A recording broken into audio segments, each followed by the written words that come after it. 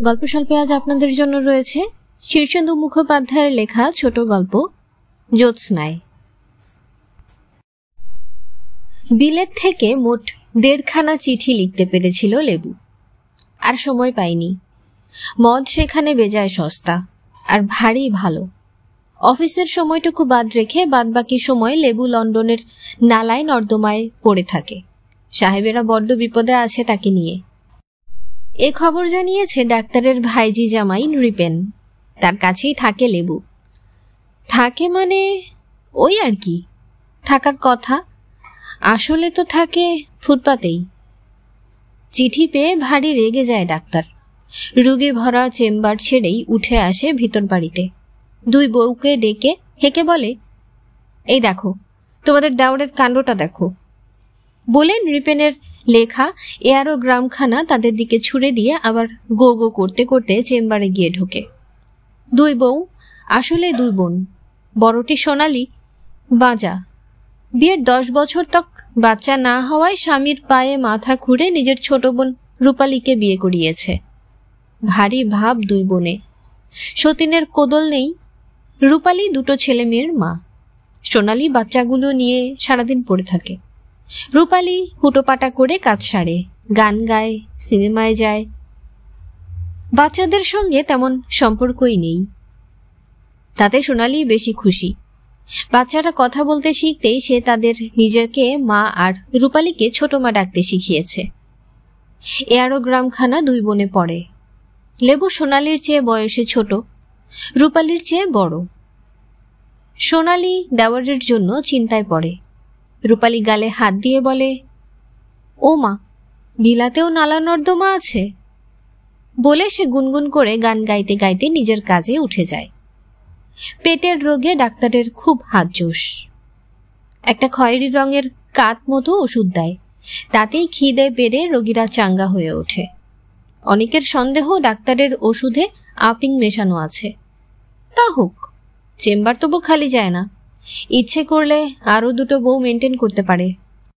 Bloody ড্রাঙ্কার্ড। বিড়বিড় করে এই কথা বলে আবার চেম্বারে ঢোকে ডাক্তার। ভ্রু কোচকানো, মুখ গম্ভীর। এমনিতে ডাক্তার ভারী হাসি খুশি, গোলগাল শান্ত মানুষটি। গম্ভীর হলে থলথলে গাল 2 কাঁপে, ঠোঁট নড়ে। তখন তাকে দেখলে হাসি সামলানো দায়।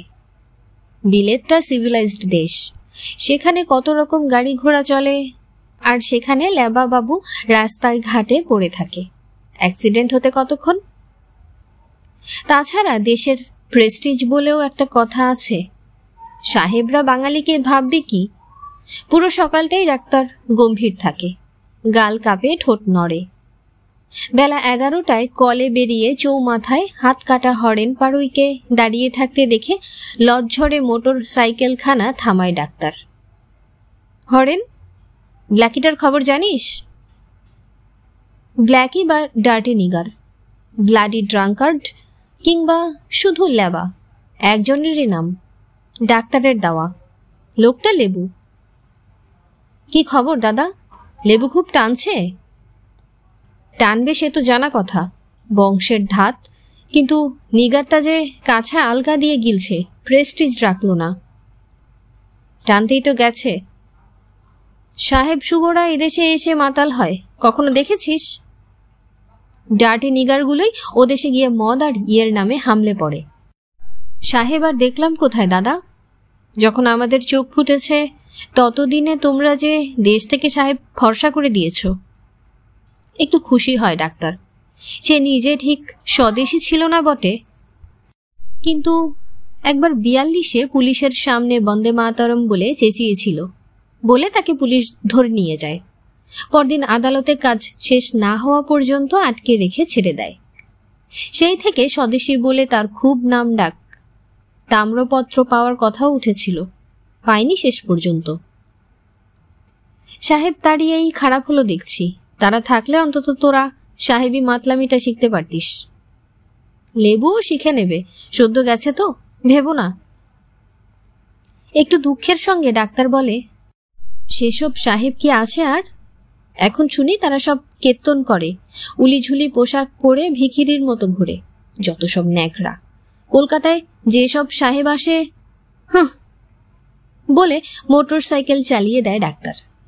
বিকেলে ডাক্তার ঘুড়ি ওড়ায়। শরতের আকাশ দেখলে ডাক্তার আর থাকতে পারে না। উপরন্তু লেবুর জন্য দুশ্চিন্তা তো আছেই। দুশ্চিন্তা কি একটা? লেবুর রেশন কার্ড থেকে এখনো রেশন তোলা হচ্ছে। ডাক্তার বারণ করেছিল, কিন্তু বড় বউটা বড্ড টিকরমবাজ। বলে সবার ঘরেই 2-4খানা বাড়তি কার্ড থাকে। অন্যায়টা কি শুনি? এক দুশ্চিন্তা ডাক্তারের। তার উপর আপিং এর ব্যাপারটা খুব চাউর হয়ে গেছে। সেটা আর একটা পৃষ্ঠব্রণ। ঘুড়ি ওড়ালে মনটাও ওড়ে। বিকেলবেলাটায় গোটা 5 ঘুড়ি কেটে ডাক্তারের মন ভালো হয়ে গেল। সন্ধ্যের মুখে জটা এলো। গায়ে র্যাপার বিস্তর ভাইনাম গ্যালেসিয়া ফাঁক করেছে ডাক্তারের। আবারও চাই বুঝি ভেবে মনে মনে আটকে উঠেছিল ডাক্তার। পাড়ার মাস্তানদের সর্দার পোড়ো আপিং এর ব্যাপার কিংবা রেশন কার্ডের সব খবরই রাখে। কি ব্যাপার রে? মুরগি আনাও দাদা। কেন? কাল দুপুরের লোকালে কেষ্টনগরে ফ্লাই করছিলুম, আজ সকালে এসে ল্যান্ড করছি। আবার এক ওস্তাদ কেষ্টনগরে মৌরি থেকে মাল তৈরি করেছে, 1 বোতল এনেছি তোমার জন্যই।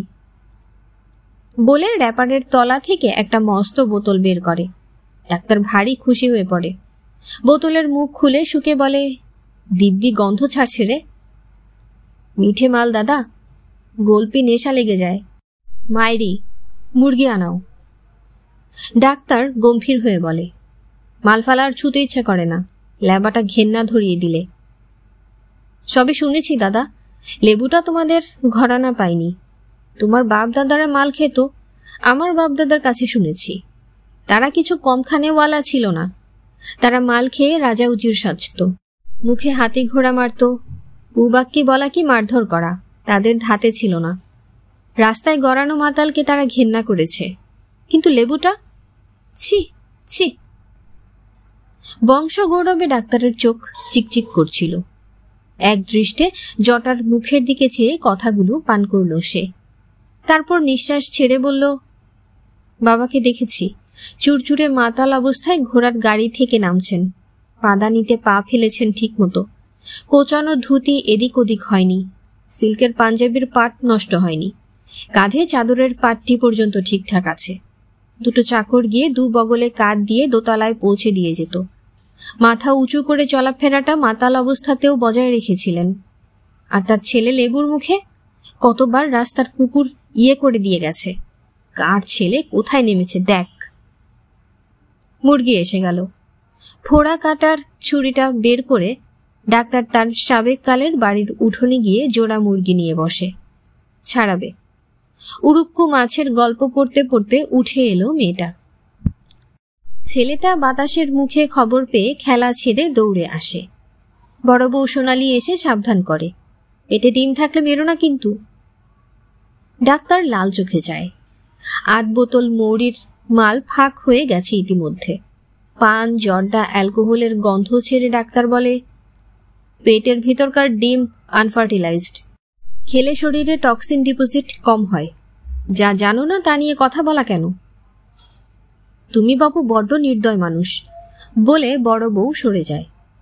মেয়েটা ওই রকম ডিম ভালোবাসে। ডাক্তার একটা মুরগির পেট থেকে সাবধানে দুর্লভ ডিম শুদ্ধ থলি বের করে। মেয়েটা আনন্দে চেঁচায়। জটাপাড়ায় খবরটা ছড়িয়েই এসেছিল।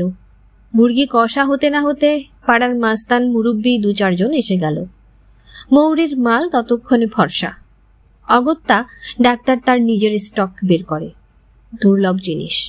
বিলেত থেকে 1.5 খানার বেশি চিঠি পাঠায়নি লেবু, কিন্তু 4-5 কিস্তিতে কয়েকজন ঘরে ফেরা বাঙালির সঙ্গে পাঠিয়েছে স্কচ, হুইস্কি, রাম, 1 বোতল শ্যাম্পেন। লোকে কলম, রেডিও, ঘড়ি পাঠায়। লেবু সেসবের ধার দিয়েও যায়নি। ল্যাবাটার দূরদৃষ্টি খুব। সমজদার ছেলে। মাইলফেলটা জমে গেল খুব। জটা আর তার সাগরেদরা বিদায় নিল ইংরেজি তারিখ পেরিয়ে। সামনের মহল থেকে ভিতর মহল পর্যন্ত দোতলায় একটা ঝুল বারান্দা আছে, অনেকটা পোলের মতো। সেটা ধরে ভিতর মহলে ফিরবার সময় ডাক্তার দেখে ভারী ভালো জ্যোৎস্নায় মাখামাখি হয়ে আছে বারান্দাটা। রেলিংয়ের ছায়ায় নানা নকশা। তারই মধ্যে ডাক্তারের ছায়াটা টলতে টলতে যাচ্ছে। ভারী লজ্জা পায় ডাক্তার, জিভ কাটে, ধমক মারে, হ্যাঁ। ছায়াটা ভয় পেয়ে স্টেডি হয়ে যায়। রেলিংয়ে ভর রেখে সাবধানে হাঁটে ডাক্তার। ছায়াটা না টলে আবার। এখানেই শেষ হলো শীর্ষেন্দু মুখোপাধ্যায়ের লেখা ছোট গল্প জ্যোৎস্নায়। গল্প স্বল্প ভালো লাগলে সাবস্ক্রাইব করে আমাদের সাথেই থাকুন। ধন্যবাদ। আল্লাহ হাফেজ।